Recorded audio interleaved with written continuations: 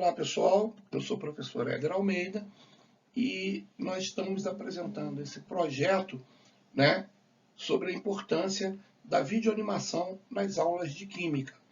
Né? Escolhemos 4 pontos, 4 tópicos que são abordados tanto no ensino médio de uma forma não tão frequente, mas também no ensino superior com uma forma mais frequente, de alguns detalhes do conteúdo que podem gerar dúvidas pelos alunos quando o professor explica as suas aulas. Né? Esses pontos que a gente escolheu foi o funcionamento da pilha de Daniel, né, na parte de eletroquímica, os mecanismos SN1 e SN2 na parte de química orgânica e um fenômeno da química analítica, que é a reprecipitação, pode-se chamar assim, né, ou transposição de precipitado, né, quando a gente tem a gente oferece uma condição de formar uma substância de menor solubilidade diante da outra. Há uma mudança de cor. A gente fez isso com uma situação que ocorra a mudança de cor. Muito bem, o que a gente está querendo colocar nesse slide aqui, conversando com o colega? É para que o colega não entenda que a gente está querendo dar aula de química para um colega, senão nós não escolheríamos um professor para avaliar o nosso trabalho. Tá certo? Avaliar o que seria, que pode gerar o nosso artigo. Não temos essa intenção. A nossa intenção é fazer uma narrativa, sou eu que faço a narrativa, de uma sequência num único slide, né, onde a gente usa um modelo tirado do aplicativo PowerPoint. Tá? Esse modelo nem sempre representa de forma fidedigna aquilo que tem nos livros de química, aquilo que tem nos artigos apresentados. Tá? Então, o nosso pedido aqui é que o professor tenha essa consideração. Entender que o PowerPoint não foi feito para aulas de química. Se você tiver que fazer uma versão que aumente esse grau de veracidade daquilo que você explica, né, você vai precisar importar, né, figuras, estruturas de outros aplicativos, que não é o nosso objetivo. Não é o objetivo do nosso trabalho. Tá certo? Então, eu gostaria que fosse considerado esse tipo de situação. Outra coisa quanto à questão dos conteúdos. Né? Esses conteúdos eles foram tirados de livros clássicos que a gente conhece do ensino médio e superior, principalmente do ensino superior. Mas ele pode ter sido interpretado de uma forma que você interprete de uma maneira diferente.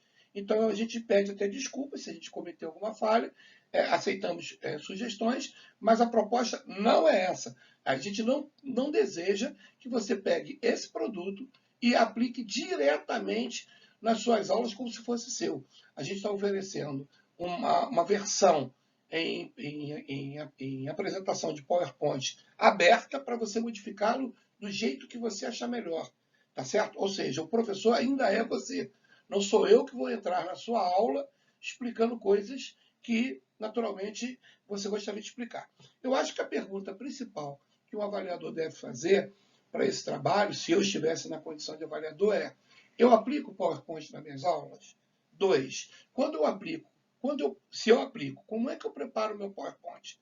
Eu, por exemplo, venho assistindo muitas aulas e vejo que os professores, os meus colegas, que são meus professores, né, eles, quando fazem uso do PowerPoint, eles lotam o PowerPoint de informações, né, muitos tirados de artigos, de livros, muito interessantes, mas com aquelas figuras, quando tem figura, a figura ela fica, digamos assim, estática.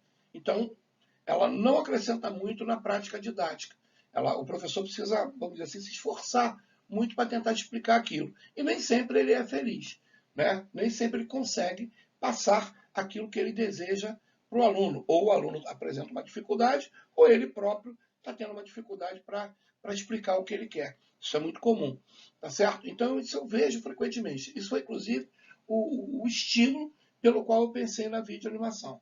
Tem que lembrar também, volto a falar, que a videoanimação ela é um modelo, ela segue um caminho mais ou menos semiótico. Ela não tem a intenção de mostrar a veracidade. Agora, ela tem um lado complementar. Muitas informações são informações que, às vezes, no laboratório, o laboratório não nos dá, porque o laboratório ele é macroscópico. Então, nem sempre ele consegue, no campo microscópico, nos dar, por faltar isso, nos dar essa visualização. Então, eu espero que você goste do nosso trabalho, mas que tenha essa reflexão. tá? Não aquela reflexão de ficar o tempo todo, né, tentando corrigir, porque muitas limitações são do próprio PowerPoint. Muitas limitações podem ser da interpretação que nós fizemos do fenômeno, então pode ser rediscutido isso através de uma correção, tudo bem, eu acho, mas que isso não seja o principal elemento da avaliação do nosso trabalho. Que o principal elemento seja a validade, repito, a validade da aplicação das videoanimações feitas em PowerPoint como maneira de modificar, né, de melhorar, de esclarecer a sua prática docente. Aquelas dúvidas que os alunos perguntam quando fazem a avaliação, não são bem-sucedidos, né, na sua vida como professor. Tá? Desde já eu desejo sucesso, tá? E um abraço. Bom, gente, esse slide que contém o vídeo de animação vai falar do mecanismo de reação SN1. Volto a falar que a proposta é apenas fazer uma narrativa para você poder entender como você pode utilizar isso na prática docente, né?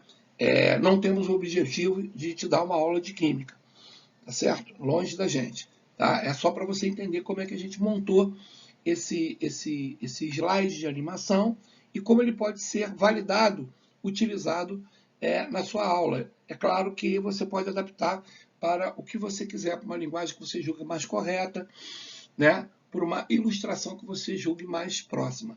É bom lembrar que o PowerPoint ele é um aplicativo muito bom, muito interessante, mas ele tem limitações porque ele não foi feito para as aulas de química.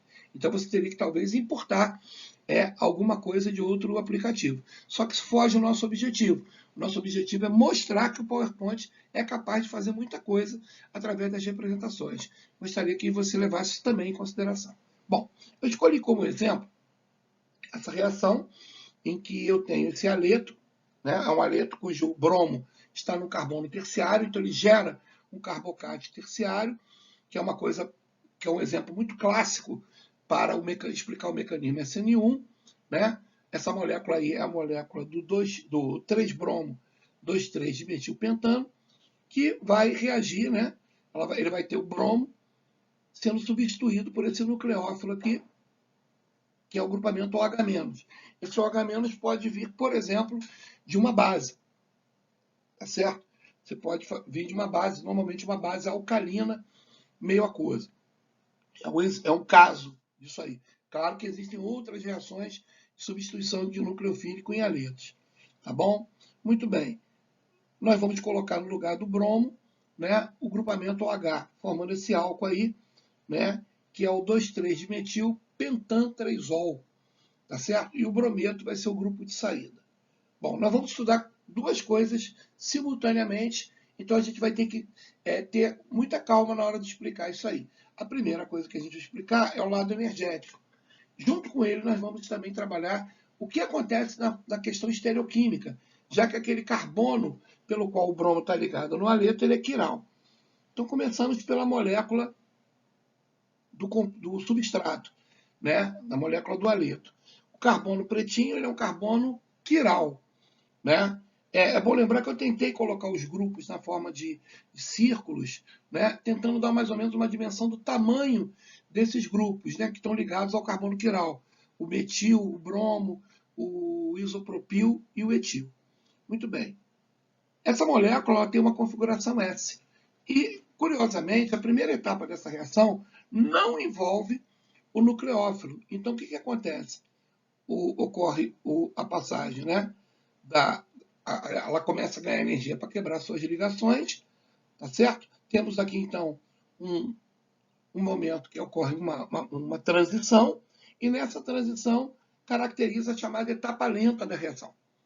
Né? Então, essa etapa vai ser a etapa que tem a maior energia de ativação, a etapa lenta da reação. Isso dá uma característica cinética para essa reação. Ela passa a ser uma reação que depende apenas desse grupamento que eu botei ali a fórmula molecular, 7H15BR. Então, ela é uma reação de primeira ordem, daí que vem o termo SN1, substituição nucleofílica de primeira ordem.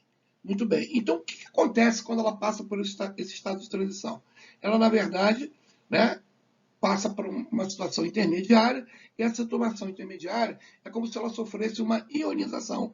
Então, ela vira essa estrutura orgânica né, de forma... Esse carbono passa a ser um carbono triangular, né, trigonal, com uma carga positiva, que é um carbocátion terciário, e o brometo, né, sai como Br-. Muito bem. Então, agora vai ter que entrar o grupamento OH. Né? Então, na hora de entrar o grupamento OH, vai ser na que a gente chama de segunda etapa. É uma etapa de energia de ativação mais baixa, né? Logo ela é denominada de etapa rápida. Então, nós temos aí um segundo momento, uma segunda transição. Tá? Só que agora eu vou fazer como se fosse uma ida e uma volta. A gente sabe que a reação vai se completar. Como é que ela se completa se está faltando a hidroxila ali no estado, naquele intermediário? O que acontece, na verdade, é que a água, né, ela que vai ser o responsável por esse ataque nucleofílico, não necessariamente a hidroxila. Essa representação da água, eu coloquei os pares eletrônicos de uma maneira que pudesse ser feito o seguinte: os pares de preto são os que vão atacar, estão para frente na molécula de água. Então, esses pares eletrônicos eles estão perpendiculares ao desenho da molécula de água que eu coloquei. Então, é como se os dois pretinhos estivessem para frente, apontado para a gente, e os outros dois para trás. O que acontece? A água pode assediar, por exemplo, esse carbono quiral por trás da molécula. Tá certo? Ele pode assediar por trás. Quando isso acontece, o que vai acontecer? A água a hidroxila da água vai se ligar ao carbono, e vamos ter produção de H+. Então, nós vamos ter a formação desse produto, tá? E o H+. Né? Você pode perceber que esse produto ele é um produto com estereoquímica S. Tá? Ele dá em torno de 49% das possibilidades de produto formado. Isso vai ser discutido daqui a pouco. Muito bem? Mas também essa mesma água, no lugar de atacar pelo fundo, por trás da molécula, ela pode atacar pela frente.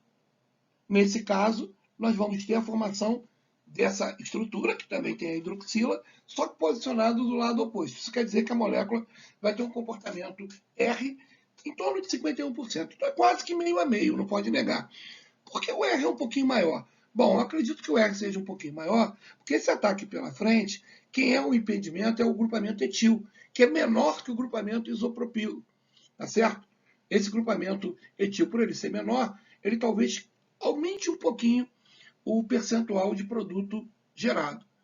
Tá ok? Mas é bom lembrar que eu não estou aqui para explicar química para ninguém. Tá? O objetivo é mostrar, volto a falar, a validade desse efeito de animação, caso você queira mostrar isso para o seu aluno. E você pode criar e alterar do jeito que você achar melhor. A gente vai disponibilizar também esse documento em PPT para que você possa fazer em PowerPoint de apresentação, para que você possa fazer as alterações que você julgar necessário, tá bom?